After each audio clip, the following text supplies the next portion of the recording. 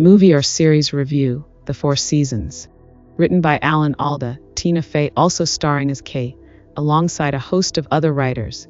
This 8-episode-long comedy drama titled The Four Seasons is directed by Shari Springer Berman. Colman Domingo also starring as Danny, in collaboration with several others, and produced by Alan Alda himself with 20 more associate and executive producers. The four-chaptered miniseries is now streaming on Netflix. Synopsis is 3 couples, Nick and Anne, Claude and Danny, and Kate and Jack all share a decades-long friendship. As part of their tradition for bonding yearly, they embark on a quarterly trip to any destination of their choice for a holiday getaway. During one spring season, one of them decides to leave his spouse, and everything else took a drastic turn for the family as well as the rest of the group. How does this impact the family? Will the friendship remain the same? Will their commitment be tested? In fact, can it withstand the storm? My take on this was entertaining, hilarious, relatable, relaxing and refreshing to watch. Although, personally, due to an element that I find particularly unsettling for my mental health, I had my remote control close by to fast forward certain scenes before they take off.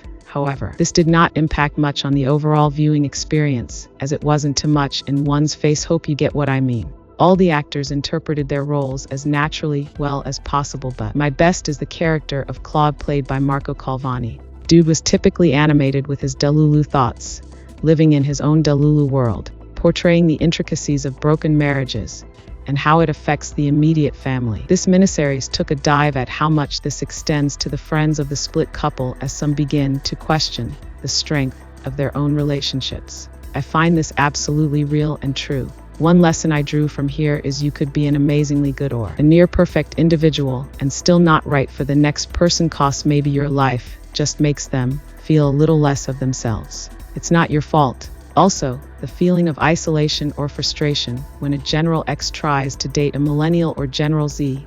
Apparently, they sometimes really can't relate on same level. The struggles to meet up to the tastes, fashion sense, social media craze of the latter can be somewhat exhausting, I guess. This is portrayed in Nick, who was experiencing some midlife crises, and 32-year-old Ginny. Loved how Kate and Jack tried to work things out between themselves. The intentionality and the humor around it is absolutely incredible to see. The cinematography, scripting, makeup, costume, location, story, plot and delivery were all synchronized to make for a beautiful storytelling. While some critics have pointed out that this is a remake of the 1981 film with same name, some others have added that it maintained authenticity, as it wasn't trying too hard to outdo the former. My observation: 1. After the first episode, things took a rather coldly different turn where the series started to seem boring. It later picked up from episode 4 or so. 2. This series portrays how broken homes break children emotionally and psychologically, as seen in Lila's reaction towards her father. However, in recent years, I come to realize that many broken adults we see today with unresolved childhood traumas possibly stem from toxic home, where the couples decide not to split for the sake of the kids, when in fact, their lifestyles, lack of love, affection, and commitment in the home destroys the lives of the kids in more ways than one. Kids are not dumb. They see, they hear, they know. 3. Speaking of which, did Lila, portrayed by Julia Lester, really truly forgave Ginny, played by Erica Henningsen? Or she was just waiting for a perfect time to strike again? That change of attitude was too quick, if you ask me. 4. Episode 1 ended with an expulsion. I was hoping that somewhere along the line, we would be taken back to that event, as I was dinged to see how Nick broke the news to Anne and how she reacted. This was only relegated to a mere mention, which wasn't sufficient in my opinion. I mean, that aspect of the series formed the basis for the entire show, right? 5.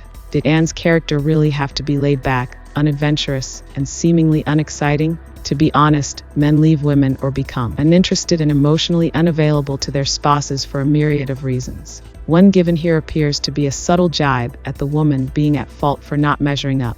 See, men can unlove even the best of women, and vice versa. 6. For what happened to Nick, was that karma? 7.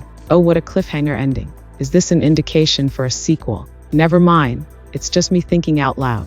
Conclusively, this is a very binge-worthy series, although it took me a couple of days to finish, which is largely due to a heap of life's busy nature. Nonetheless, for someone who's got some free time on their hands, this can be watched in one sitting or maybe 2. It is comedy, No to many clownish, sitcom-ish moments though. Enjoyable. The series did its job as a dramedy without even trying. It was effortlessly seamless. Loved it. Comes recommended at the rating above. It is 6/10 from me. Have you seen this? What did you think? Let me know in the comment.